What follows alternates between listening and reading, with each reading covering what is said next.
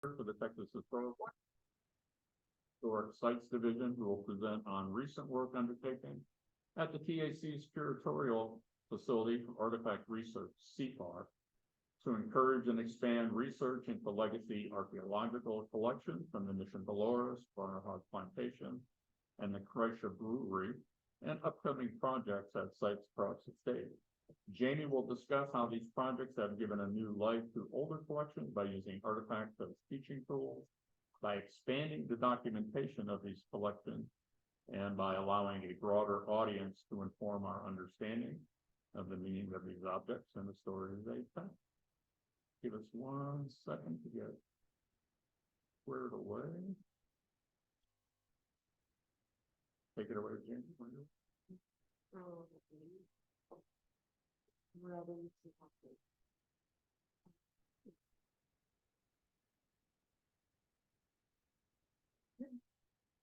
As it is.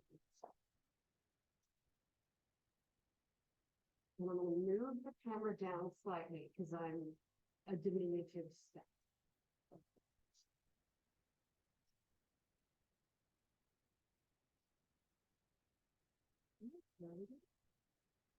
So as Frank said, my name is Jamie Ross. I work for the Texas Historical Commission in our Historic Sites Division. I am the archaeological curator. Also, my official title is Archaeological Collections Manager, which I'll define what that is in a little bit. So more information about where I work and what my official position is. I work in the Historic Sites Division, which was created in 2007. It's one of the, if not the newest division within the Texas Historical Commission. It was formed when the state legislature transferred 12 historic sites from Texas Parks and Wildlife Department to the Texas Historical Commission. The Historic Sites Division was formed to help steward those sites and those collections. But accompanied with those collections were the need to certify our facility to hold archaeological collections. And so the facility I work at, CFAR, which is the curatorial facility for artifact research, we opened that in 2011. So it took us almost 5 years to go through the process of preparing our collection, building out the facility, which is located in Northeast Austin, and certifying our facility. The building itself is about 10,000 square feet. It houses archaeological, fine art, architectural, textile collections. We have a whole, so not just archaeological collections, but my primary job is to take care of all of the archaeology that takes place at our sites. So we house archaeological collections for all 38 of our historic sites. Now, some of our historic sites do have facilities to process artifacts. They display artifacts.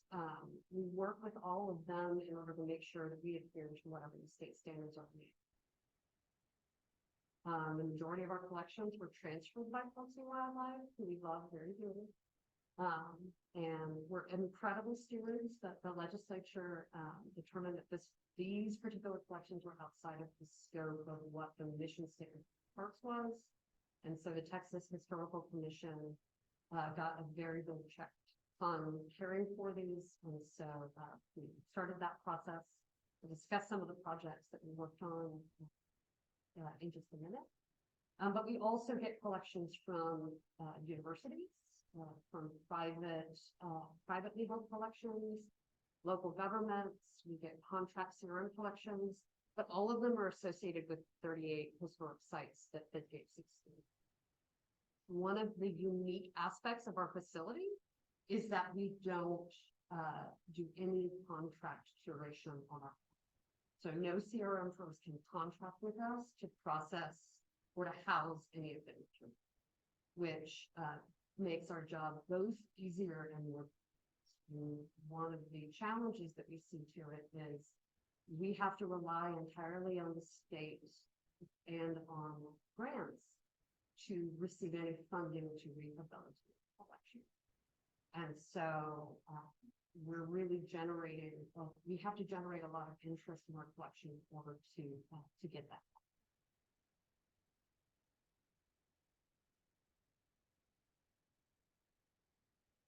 So as I said, our facility is 10,000 square feet. Right now, we actually have just over 1,900 boxes of pictorial, archaeological material, and about almost 1,200 square feet of shelf space that is taken up by large object storage. Like we have an upper runner pulley mill from and we have tons of various lots of barrel hoops, lots of metal objects that can't fit into the box. And our vault and lab space have strict equipment and environmental restrictions to it. So it's about 55 degrees in our lab, which is great in August, less great in January. And then our humidity level, which is the largest challenge in the state of Texas, has to be kept about 100 degrees. So, what do I do in this facility? Which is a question that seems to come up very frequently with my manager. I work to ensure the physical care of all of our collections. I document and I inventory all of the items in our facility. I am final step in a CRM contract. So I review collections, sign off on them to close out permit. But we also make sure that our materials can be preserved into perpetuity. So archaeology is an inherently destructive undertaking.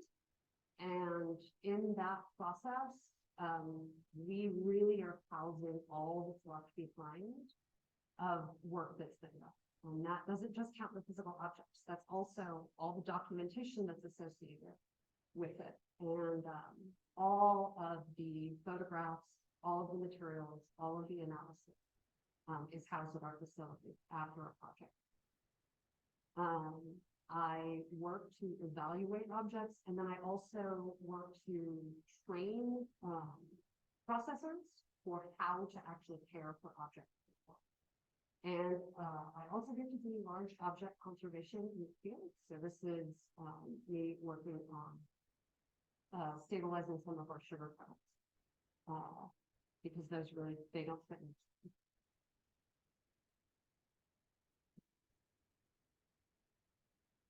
So a little bit about that process too. So our collections come into the lab not looking incredibly amazing. This is the transfer of what Levi Jordan plantation came in looking like. We work towards assessing all collections, working through them, rehousing them into archival standard material. But there's a whole process that goes into supporting that. A lot of the time we have to quarantine items because they have silverfish infestations, we've got cricket infestations, which is a really big thing right now. We review all of the documentation that's associated with it to make sure, I mean, some of our collections come in with more inventory, or they come in with unclear designations to whether or not they were part of a permit. If there were any legal restrictions with it, so we don't know sometimes if these are NAGPRA items, so we have to completely review the collection for that. So what I do and what our volunteers do is we work through the inventory collections, we complete overall assessments to find out what needs to be done. We generate collections reports.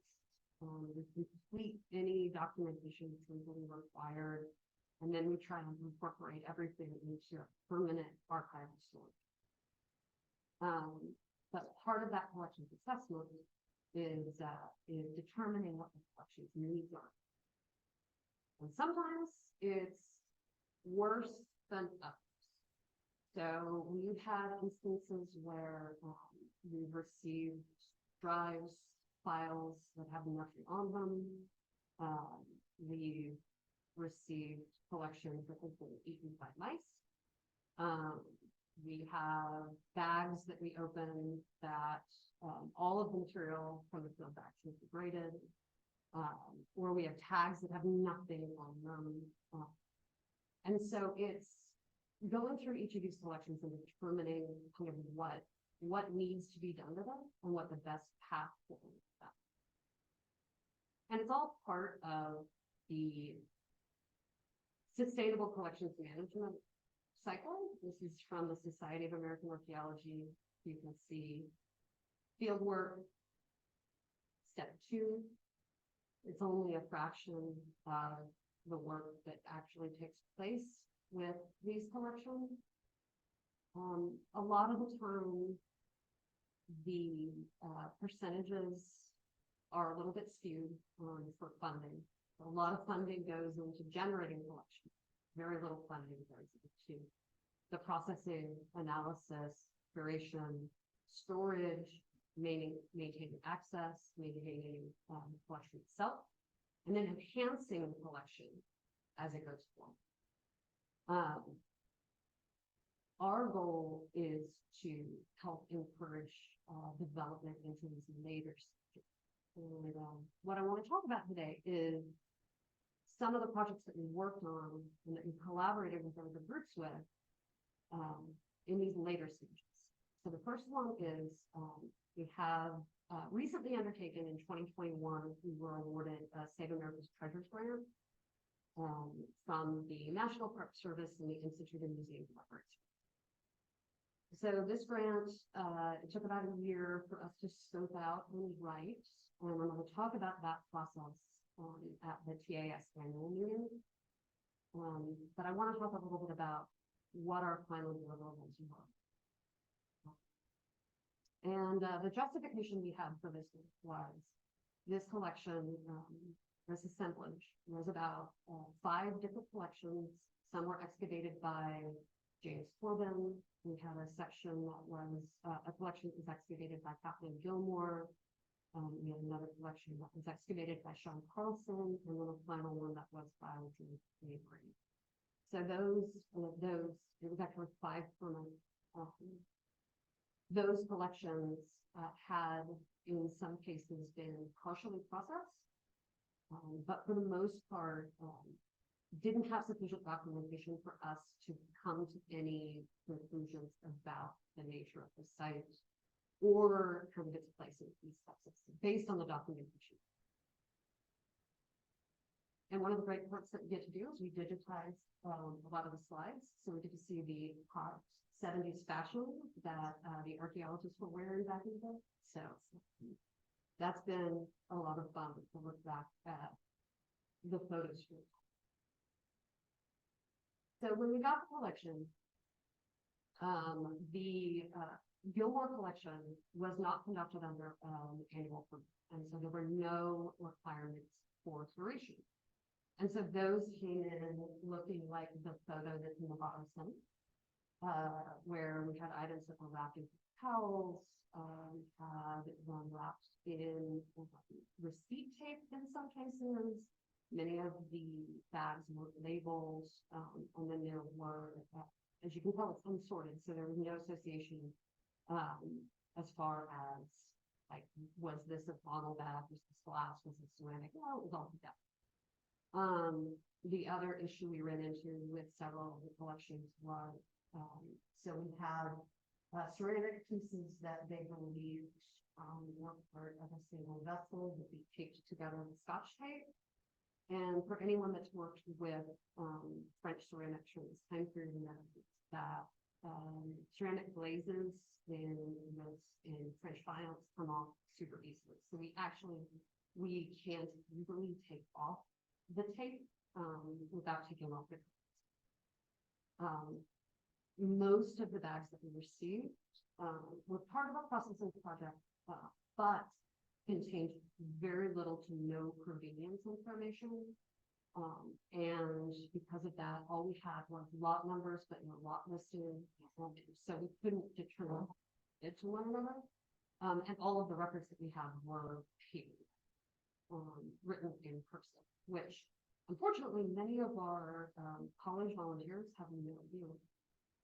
is not a foreign language, but we're having to go back and have students try and transcribe a lot of these records, and that's what's stressful. So when we started scoping this project, we had a really unclear picture. So we knew that we wanted to rehabilitate the collection, but there was so much to be done to it. We didn't really know at what point we could say that we were. Unfortunately, we had a very good budget issue that told us how much money we could expend on this project. And it was unfortunately not sufficient to do everything that we wanted. And to give you an idea, this project, the cost of this project came in about $250,000. So our grant funding was, and that barely touched what we needed. And the collection size is about 64 blockchain. To give you an idea of this. We worked with project volunteers. So we had student volunteers that had started working on the project. Wow. Really, truly our savior. They worked before we received grant funding, and I just want to give a shout out to them. You'll see them in our acknowledgement.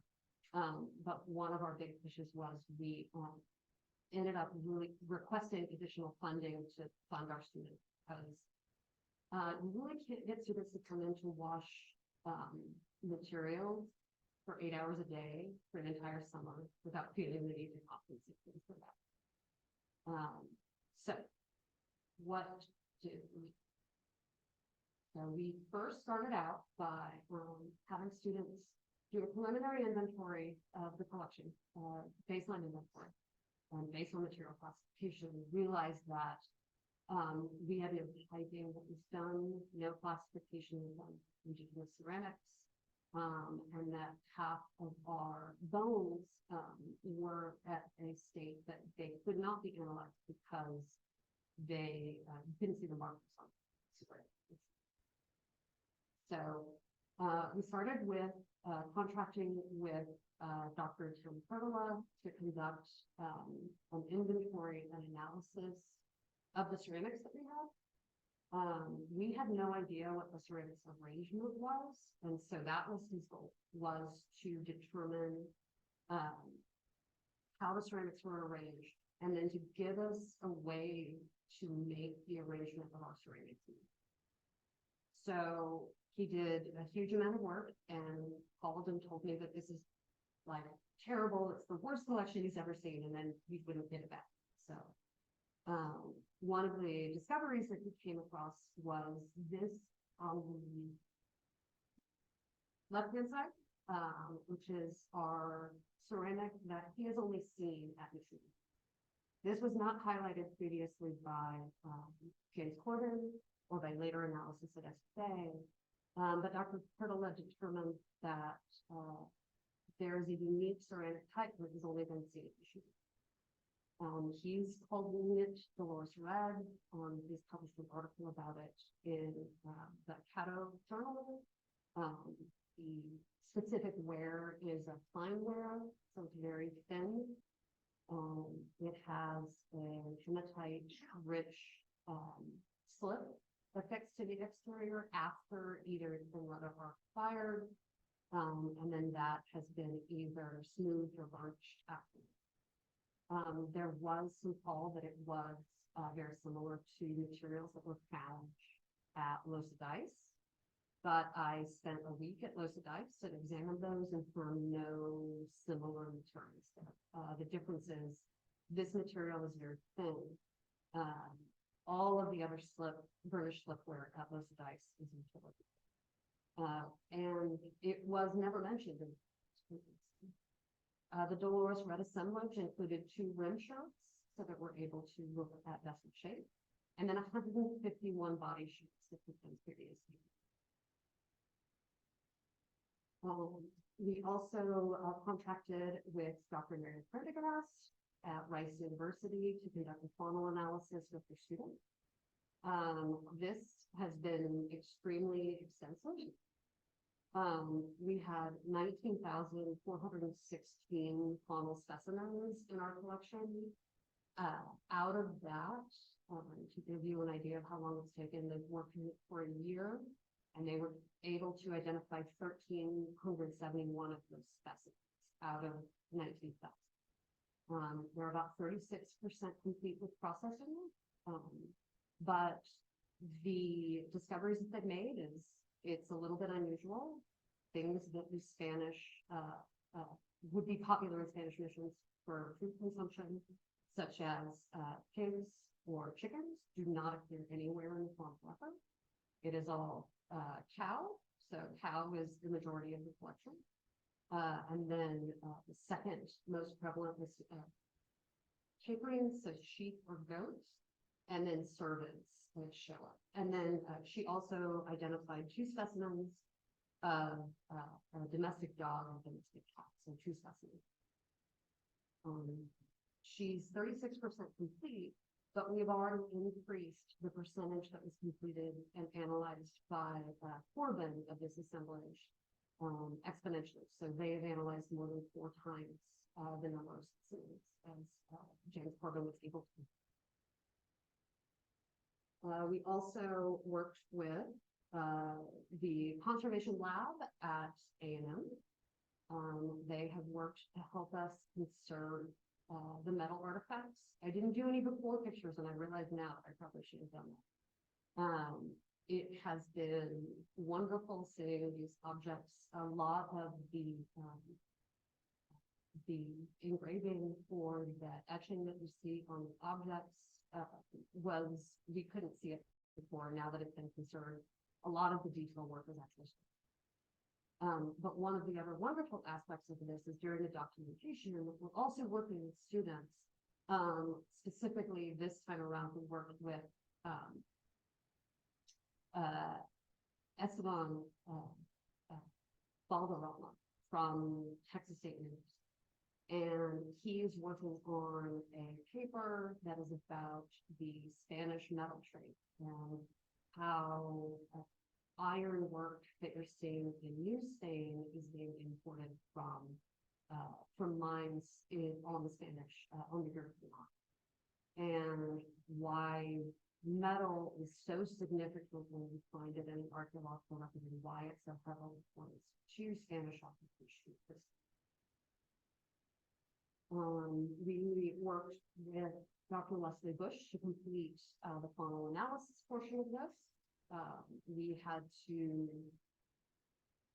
float over 1,200 pounds of soil that had been excavated first in 1977, then 83, and then again in 2007. These materials yielded a lot of really interesting information that we didn't know previously about the site.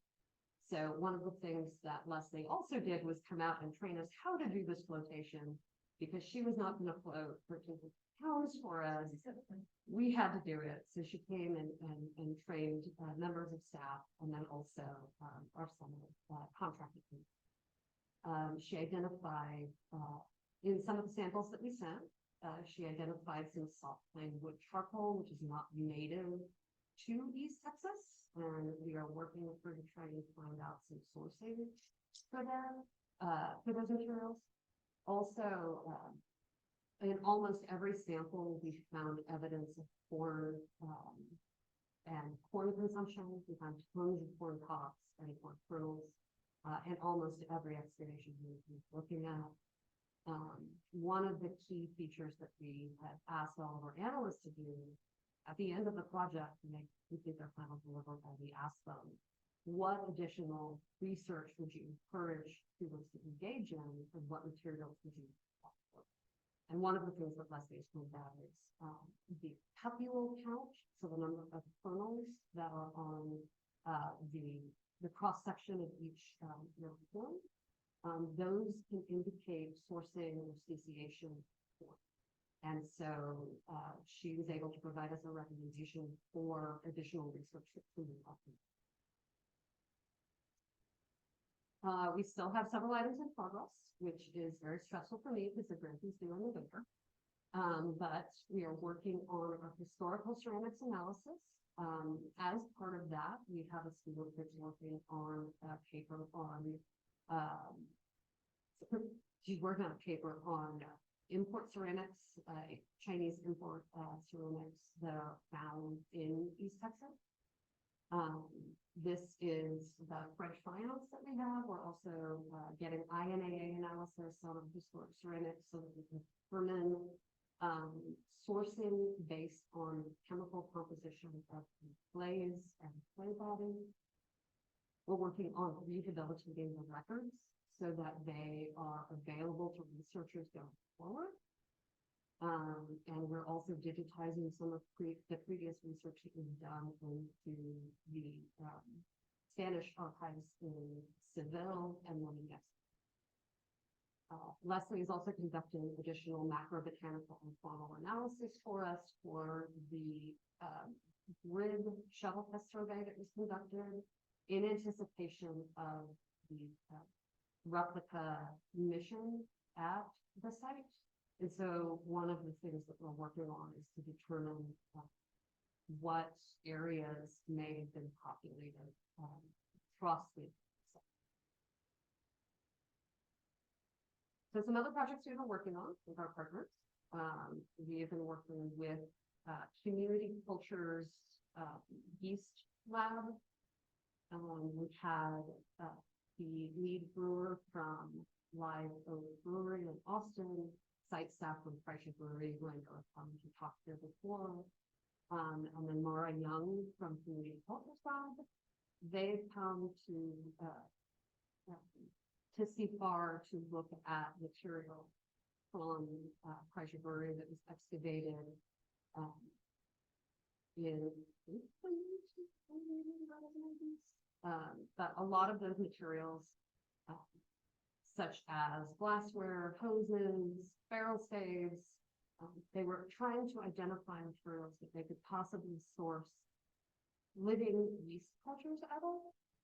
And so we reviewed all of the materials we consulted with Juson from Wild Oak, who let us know about modern corollaries and modern persons so that we could identify them. And then we also identified redundant, degraded, and poorly documented materials that we could potentially culture yeast out of. And this photo, the one in the middle, is from Mara. She said that was her like Jurassic Park moment where they took a piece of pitch that was excavated from the site that they were able to split and then put in this slurry to try and grow yeast multiply. So far, they've only done a pitch, and unfortunately, it was not successful. But we're also working with rubber hose fragments to soak those and work them out.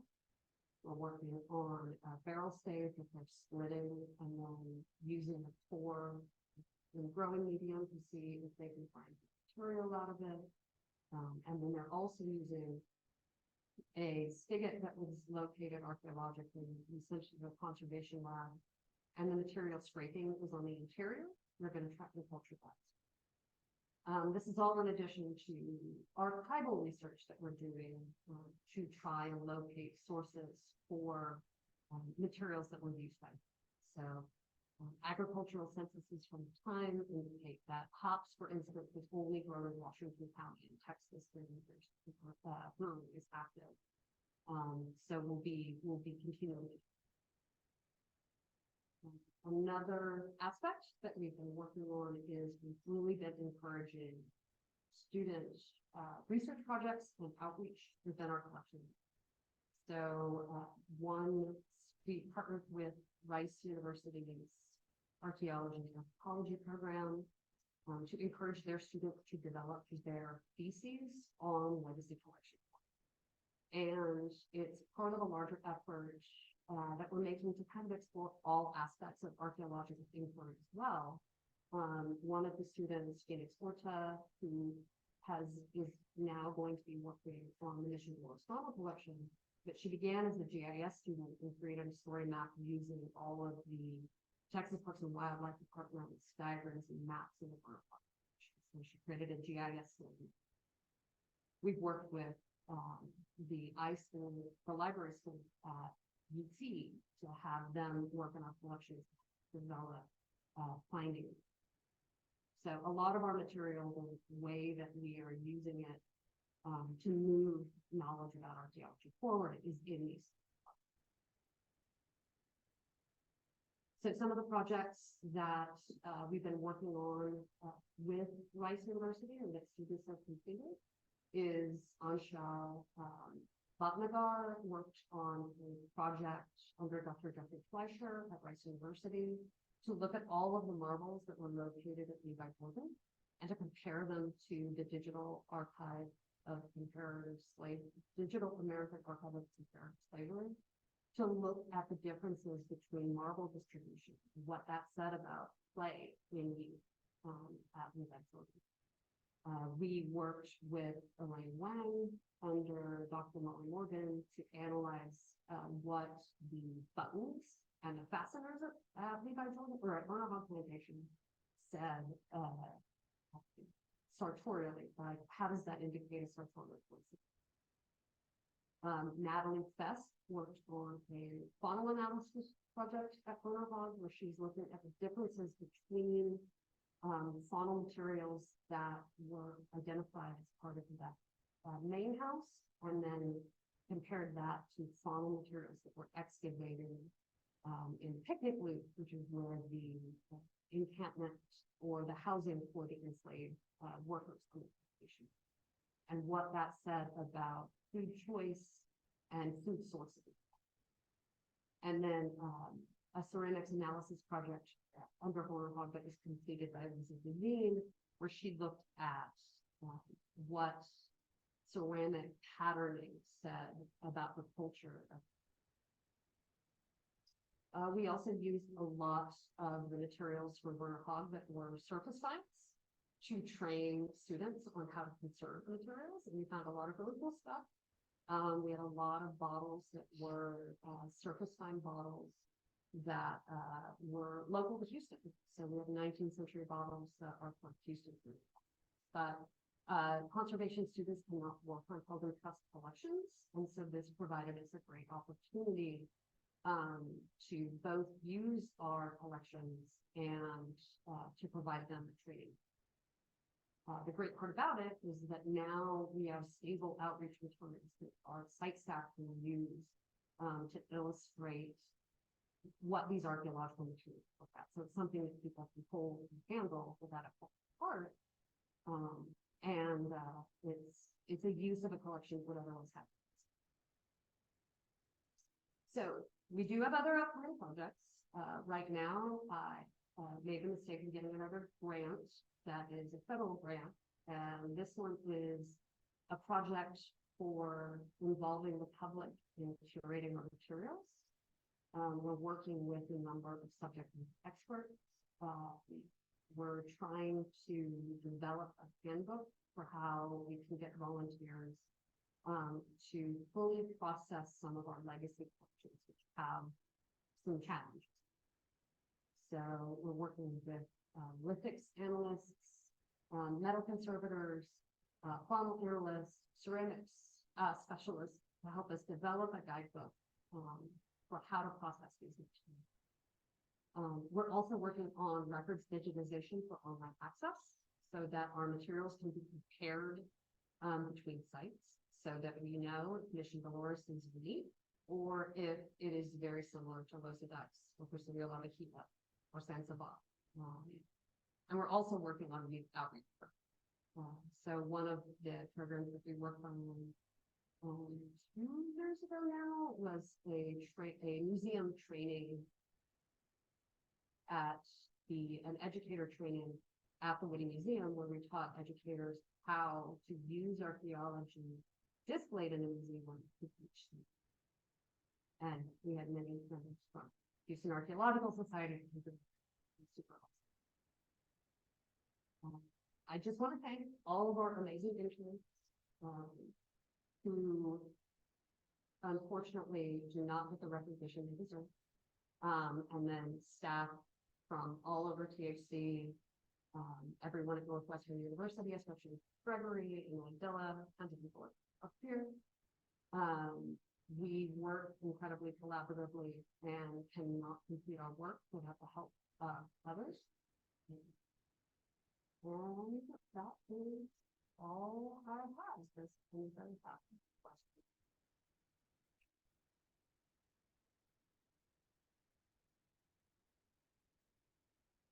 Question?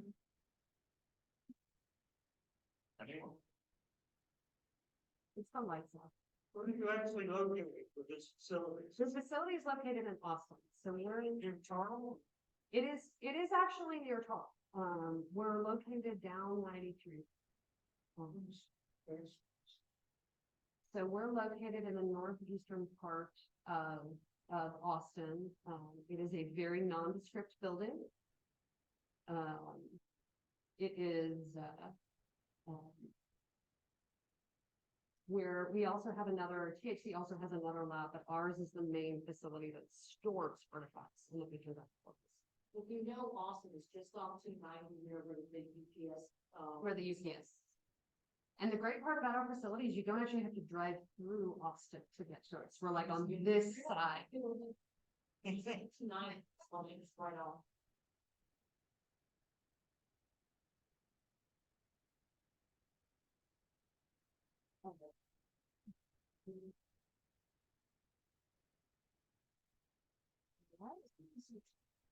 Do you generate any sort of guidelines for people who are actually making collections? So that they're documentation, the way they collect things is helpful to you?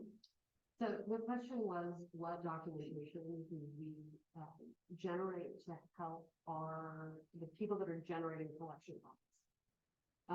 So that it comes into us in a way that is less of a hot mess than the older collection.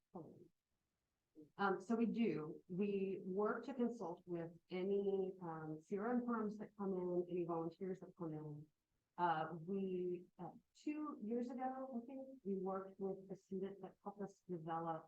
She interviewed members of, my position, so curators and collections managers from curatorial facilities across the state and across the country. And we compiled a lot of those and created our own curation guidelines that basically help. And we're in the process of trying to narrow it down because it ended up being, I think, 80 pages long, which is not really supportive.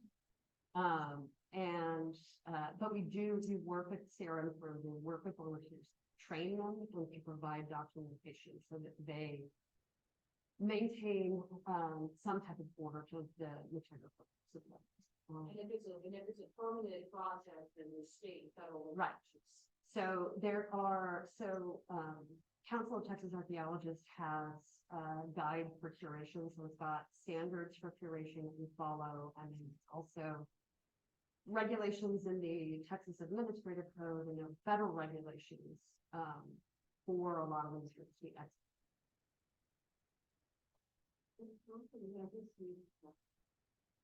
They asked what are legacy collections. So legacy collections are collections that we had no part in generating, and we are just stewards.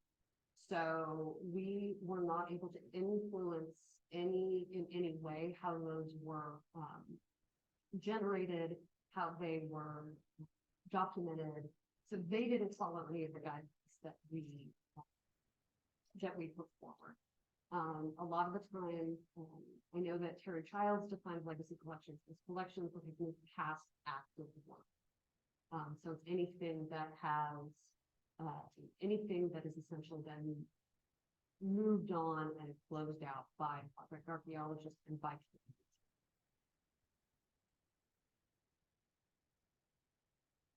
What's the general process by which you're searching on access to collections in relation to specific project?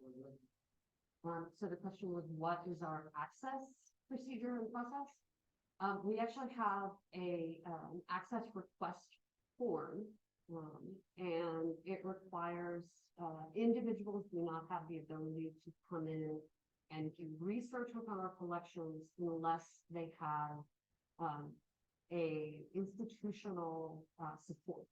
So it would be under a university, it would be under, for example, a CRM firm needs to come in to look at our Fort Lancaster collections because they're doing other work at Fort Lancaster. They're doing other work in different forms. So they would come in and say, we are part of the CRM firm and this is the reason. Or we have researchers that come in from museums that want to look at these materials. So the research request form, essentially requires that that you fill out what you're gonna be using the collections for. And we have to weigh that against the potential risk to the collection. And in most cases, we grant access. So that's how we go through the process. And then we have individuals that will come to the lab. We reserve space in our lab. It has to be supervised. So we have one of our lab staff members will sit there while you go through the material. And that's generally the process that we work through. We have worked with one of the components that we've added since COVID has taken place is we will occasionally loan collections to universities that will work directly with their students to work with these collections, but those are short-term work. How people know about the collections that we have, that is a process that we're working on. So we're trying to make it where you can actually search collections on the THC website to potentially find individuals who are looking for comparative collections.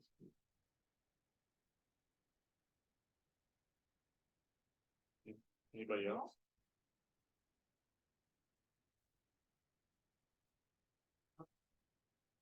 I can't see any of the chat, so, nope, cool. Okay, All right. okay.